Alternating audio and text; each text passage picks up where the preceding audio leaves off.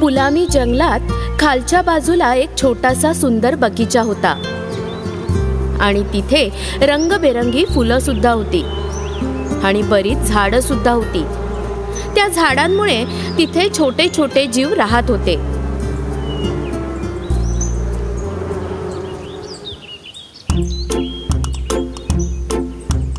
आणि तिथे एक नागतोडा सुद्धा राहत होता.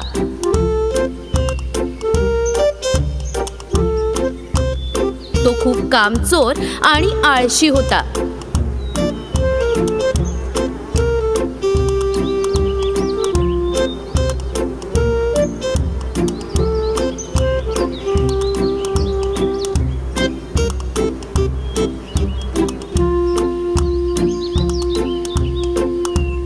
अरे माझ्या मित्रांनो, तुम्ही जेव्हा पाहिलं तेव्हा कामात लागलेले असता.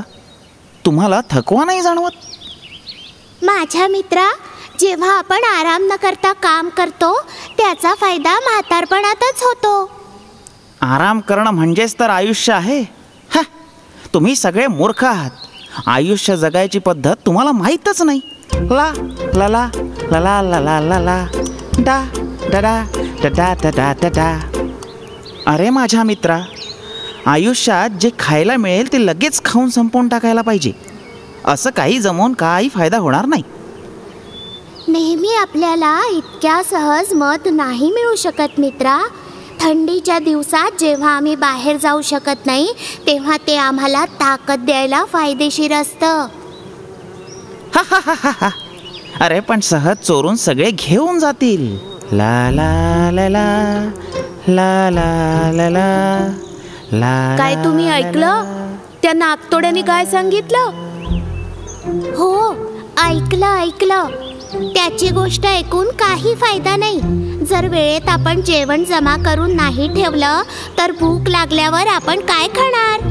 आज त्याला खायला प्यायला मिळतंय म्हणून तो उद्याचा विचार करत नाहीये. पण जसा जसा वेळ जाईल मला माहिती आहे त्याला नक्कीच जाणीव होईल. घाबरू नका.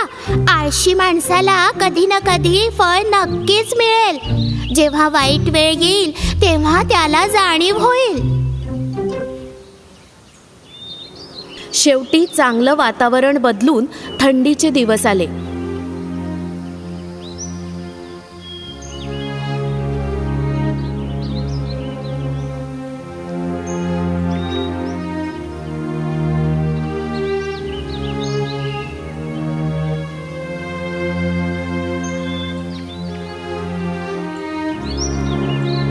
नागतोडा हे सगळं पाहून हैराण आणि शांत झाला. त्याने विचार केला की आपण यांना काही खायला मागू शकतो. म्हणून तो सगळ्यात आधी मधमाशांच्या पोळ्याजवळ गेला. माझ्या प्रिय मित्रांनो, तुम्ही सगळे ठीक तर आहात ना? हो, आम्ही सगळे ठीक आहोत. पण तू आम्हाला शोधत इथे कशाला आलास? मला जोराची भूक लागली आहे. तुम्ही मला काही खायला देऊ शकता का?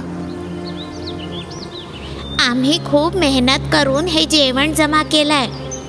आमच्याकडे फार थोडं आहे. ते आम्ही तुला कसं देऊ? तू फक्त गाणं गात फिरत राहा. तुझी भूक चालली जाईल. मौज मस्ती करत जगत राहा. नागतोड्याला जाणीव झाली की त्याला मधमाशांकडून जेवण नाही मिळणार आणि तो त्रासून गेला. आणि मग तो सरळ मुंग्यांजवळ गेला. मित्रांनो, मी खूप आजारी आणि भुकेला आहे. मला थोडं जेवायला देऊन माझी मदत करा. ठीक आहे, आम्ही तुला काही खायला देऊ. तुझी स्थिती बघून मला कळतंय की तुला मदतीची खूप गरज आहे. आता तर तुला समज मिळाला असेल ना की आळस केल्याने काय होतं.